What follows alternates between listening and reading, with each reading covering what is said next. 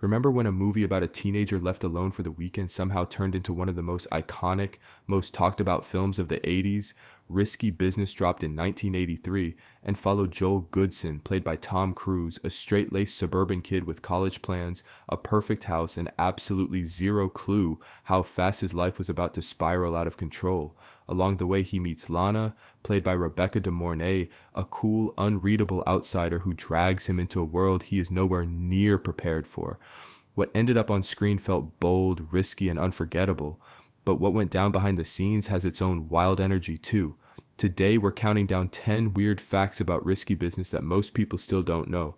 And stick around for number 1, because before this film became a defining title of the decade, it actually had a name so forgettable the studio scrapped it before it even made it to a poster. And before we jump in, hit that like button, subscribe, and ring the bell so YouTube pushes this to more retro movie fans who live for this kind of deep-cut cinema chaos. Alright, sunglasses on, confidence up, let's get straight into it.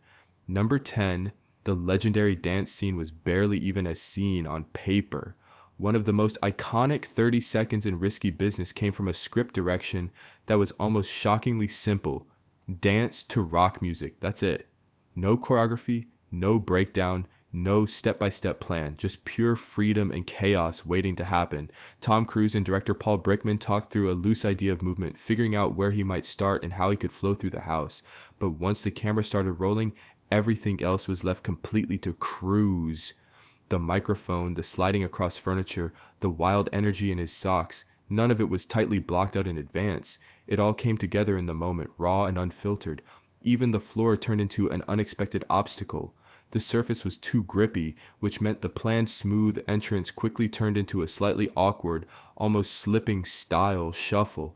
Cruise adapted fast, dusting one section of the floor so he could glide properly, then adding sticky tape on another spot so he wouldn't crash into the wall mid-performance. It was basically improvised floor engineering, and somehow it worked perfectly.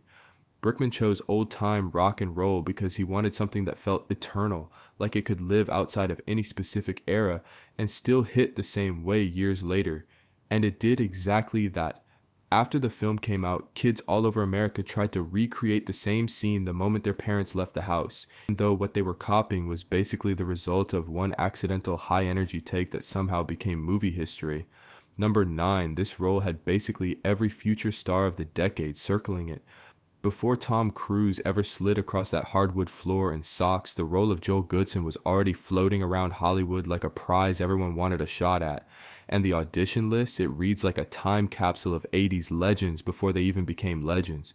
We're talking Tom Hanks, Nicolas Cage, John Cusack, Michael J. Fox, Sean Penn, Kevin Bacon, Gary Sinise, Matt Dillon, and Timothy Hutton, all considered for the same suburban teenager who accidentally turns his parents' house into a chaotic business experiment.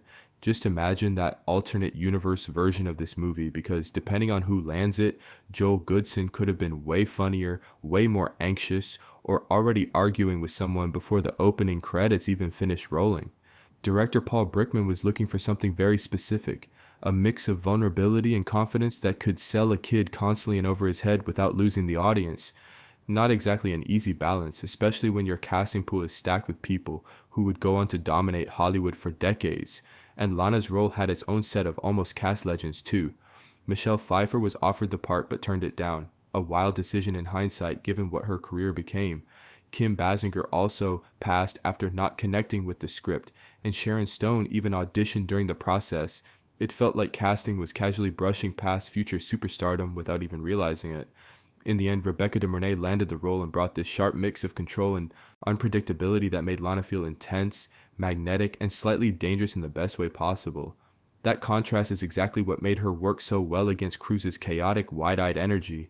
Looking back, it feels inevitable, but at the time, this entire movie was one casting choice away from becoming something completely different. Number 8, Tom Cruise basically had to sneak his way into the role. Director Paul Brickman watched Cruise in taps and walked away with one very strong impression. This guy is way too intense to play a suburban teenager figuring out life and money. And honestly, he wasn't wrong.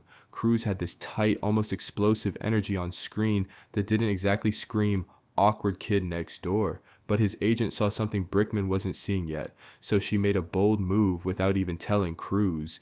She arranged a casual meeting at Brickman's office while he was on a break from filming The Outsiders, basically setting up an unplanned accidental pitch.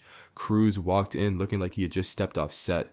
Greasy hair, a denim jacket, a chipped front tooth left untouched for his character, and even an Oklahoma accent still fully locked in. He hadn't planned any of it. It was just the reality of shooting another film, but it ended up working like a perfectly staged transformation.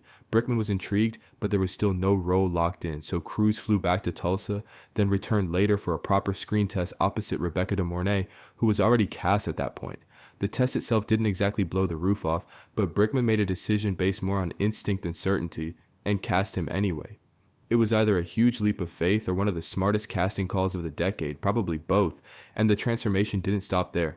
To look younger and more suburban teen, Cruise dropped around 14 pounds in just 5 weeks through intense running and strict dieting. Then he actually adjusted his routine again, deliberately softening his appearance just enough so his face read more like a confused teenager instead of a hardened young adult. What looks like natural casting on screen was actually a carefully engineered illusion, every detail shaped before the camera even started rolling. Number 7, the film basically saved Ray-Ban from fading into history. Before Risky Business, Wayfarer sales were collapsing hard, sitting at just around 18,000 pairs a year, and by 1981, the situation was so bad that the company was seriously considering discontinuing the entire Wayfarer line altogether. Then Tom Cruise shows up on screen wearing them, and everything flips instantly. Suddenly, those sunglasses weren't just eyewear, they were part of a character's identity, attached to a moment people couldn't forget. A teenager sliding across a polished floor in his underwear like he owned the entire house.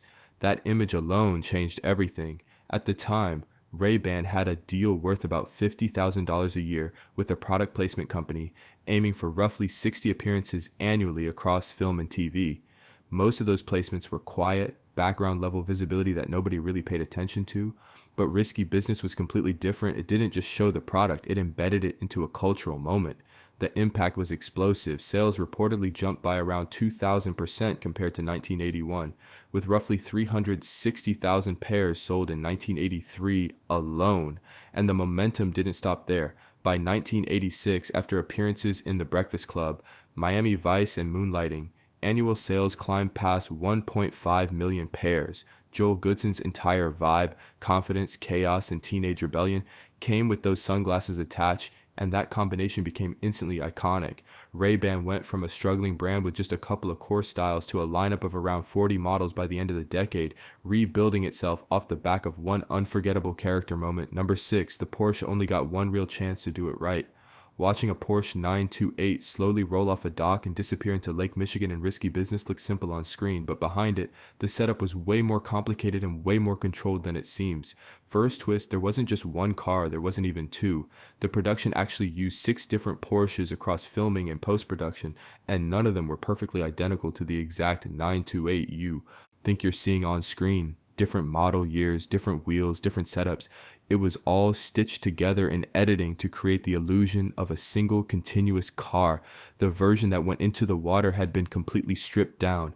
No engine, no drivetrain, no V8, nothing that could contaminate the lake. That wasn't just a production choice, it was required under Illinois environmental rules, since you couldn't dump a fully operational vehicle into Lake Michigan without serious consequences. And there's a detail you can actually spot if you know where to look. With all that weight removed, the car sits slightly higher in the front as it teeters on the pier, giving away the fact that it's basically a hollow shell. On set, they even called it the dump car, which is a surprisingly casual name for something carrying the weight of one of the film's biggest visual moments. Another car handled the rolling approach, meaning one vehicle did the movement and another did the drop. 2 machines combined into one seamless illusion on screen. Porsche itself had nothing to do with the production at the time and reportedly distanced itself from the film initially, since the use of the 928 wasn't officially coordinated with them. The choice of car wasn't random though. Paul Brickman picked it because it fit Joel's father perfectly, exotic enough to feel aspirational, but not flashy or over the top. And of course, Porsche eventually came around, especially after that iconic line, "There is no substitute," being echoed through pop culture alongside it. The hero car, the one used for training the crew to drive manual before filming, actually survived the shoot intact. It later went into private ownership and eventually sold at auction in 2021 for $1.98 million, setting a record for any Porsche 928 ever sold. Number 5. The on-screen tension wasn't entirely acting. The push and pull energy between Joel and Lana in Risky Business feels so natural because behind the scenes, Tom Cruise and Rebecca De Mornay had actually developed a real off-screen connection during filming. That chemistry wasn't manufactured, it was already building between takes. De Mornay's first impression of Cruise, by her own account, wasn't exactly glowing. She reportedly found him pretty annoying at first, but over time, especially as filming progressed, that dynamic shifted and he grew on her in a very real way. Once production moved to Chicago, things became even more complicated behind the scenes. De Mornay was still in a relationship with Harry Dean Stanton at the time, and according to Curtis Armstrong's memoir, Stanton would spend long stretches of his day slowly swimming the length of the hotel pool for hours while she was on set, a strange, almost cinematic contrast happening off camera. Armstrong also describes Cruise becoming increasingly aware of the situation, reportedly viewing Stanton as a kind of distant presence who didn't quite fit into the unfolding dynamic. The cast could sense the tension building, but most stayed quiet and let it play out naturally. Eventually, Stanton left, and the relationship between Cruise and De Mornay followed shortly after, lasting around 2.5 years, but kept largely out of the public eye. De Mornay didn't speak openly about it in detail until 2023, adding another layer to one of the film's most quietly complicated behind-the-scenes stories. Number 4, the ending that almost changed everything. Paul Brickman's original cut of Risky Business didn't end on the light, polished note most people remember. Instead, it closed on something much darker and more uneasy. Joel and Lana sit in a restaurant at the top of the John Hancock building, and the weight of every decision Joel made throughout the film hangs over the scene like a shadow that never fully lifts. That was always Brickman's intended finish.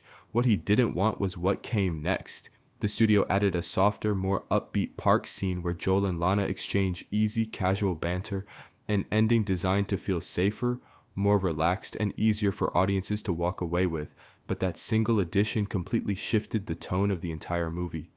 Geffen Films looked at Brickman's version and decided that level of ambiguity wasn't something they could comfortably sell to a mainstream audience. What followed wasn't a quick fix, it became a full testing process. Multiple cuts were screened for real audiences with feedback carefully measured to see how much discomfort people were willing to accept in a commercial release. The responses were quantified, and the results shaped the final direction. At one point, Brickman even refused to direct the revised ending altogether. The studio's response was simple: they would find someone who would. Each version tested softened the edge a little more, slowly shifting the film towards something more digestible. In the end, the final cut wasn't chosen because it said the most. It was chosen because it played best in a room full of strangers, even if it meant losing some of the original unease that defined Brickman's vision. Number 3, the studio completely rebranded what the movie actually was. Risky Business came in with a modest $6.2 million budget and a producer, David Geffen, who wasn't exactly overflowing with confidence about how the film would land in the marketplace. His early concern wasn't even marketing flair. It was survival and positioning in a crowded industry that didn't know where to place the story. The problem was simple but serious. The movie didn't fit neatly into any existing genre audiences were actively buying tickets for. It had comedy, drama, tension, and darker edges all mixed together, and that made it hard to sell in a clean, predictable way. So before it ever hit theaters, Geffen made a strategic call to reshape how the film would be presented. With no massive marketing budget to rely on, the focus shifted to packaging. The film was positioned as a light, playful teen comedy in the same general lane as Porky's, something familiar, accessible, and easy to advertise. The sharper, more uncomfortable undertones were still in the film, but they were quietly softened in how the movie was sold to audiences. It was a lean, calculated strategy built on necessity more than luxury, and somehow it worked far better than expected. The film went on to become the 10th highest grossing release of 1983, pulling in over $63 million. Quick pause. If you're enjoying these deep dives, hit that like button, subscribe if you haven't already, and drop a comment about your own attempts at recreating that dance scene. Don't pretend you didn't try it at least once. Alright, back to Highland Park. Number 2, the director who made one massive hit and then quietly stepped away from the spotlight. Risky Business marked Paul Brickman's directorial debut, and it didn't just land, it exploded culturally. It launched Tom Cruise into a completely different level of stardom, helped define a very specific version of 80s cool, and instantly positioned Brickman as one of Hollywood's most talked about new directors. At that point, the industry was basically ready to hand him whatever he wanted next. But what makes this story so unusual is that he didn't want most of it. The follow-up opportunities that came his way were massive. Projects like Rain Man were offered to him, and even Forrest Gump reportedly passed across his desk. According to accounts, he didn't even get far into the Forrest Gump script, reportedly putting it down after about 12 pages because it didn't hold his attention. In hindsight, those two films alone would go on to collect 10 Academy Awards and become defining pieces of American cinema history. Turning them down is the kind of decision Hollywood still talks about in disbelief because it's basically the equivalent of walking away from two winning lottery tickets back to back. Instead of leaning into fame, Brickman left Los Angeles not long after Risky Business was released, describing himself as part of the J.D. Salinger school when it came to visibility, choosing distance from the spotlight rather than chasing it. That alone set him apart from most first-time directors who land a hit that big. He did return once more with Men Don't Leave in 1990, starring Jessica Lange, but the film underperformed, and after that, he stepped away from directing entirely. Years later, he reflected on everything with striking honesty, summarizing his career path after Risky Business with a simple admission: "I squandered a really good career. What can I say? Number one, Tangerine Dream didn't just score Risky Business, they kind of rebuilt it from existing pieces. The film carries this strange, dreamlike feeling, somewhere between memory and fantasy, slightly unreal at the edges, and a huge part of that atmosphere comes directly from their electronic score. But here's a detail that often gets overlooked. Not everything in that soundtrack was newly composed for the film. In fact, several of their key contributions were pulled from earlier work, reshaped, renamed, and then placed into the movie like they were written specifically for it. Love on a Real Train is often credited as original, but other pieces weren't entirely new creations in the same way. Lana was reworked from their 1979 track Force Majeure, and Guido the Killer Pimp also traces back to Cloudburst Flight from the same album. Instead of building everything from scratch, they effectively repurposed their own musical catalog to fit the tone of the film. Even composer Steve Reich later criticized the style, calling it an out-and-out rip-off of his work music for 18 musicians, saying he felt it should have been challenged legally, so the irony is hard to miss. The score that defines the entire emotional identity of Risky Business was itself assembled from fragments of earlier ideas. In a strange way, Tangerine Dream did exactly what Joel Goodsen does throughout the movie, taking existing pieces, reshaping them, and turning them into something that feels entirely new when you experience it. And there you have it, 10 weird, wild, and straight up unbelievable facts about Risky Business. So, what surprised you the most? Was it the casting chaos, the alternate endings, or the fact that half the movie's original soundtrack was basically rebuilt from earlier material? Share this video with a friend who still thinks sliding across hardwood floors in socks is a legitimate life skill, because they definitely need the reminder that movies are not tutorials. And if you enjoyed this deep dive, hit subscribe so I can see you next time. Until then, this is $21.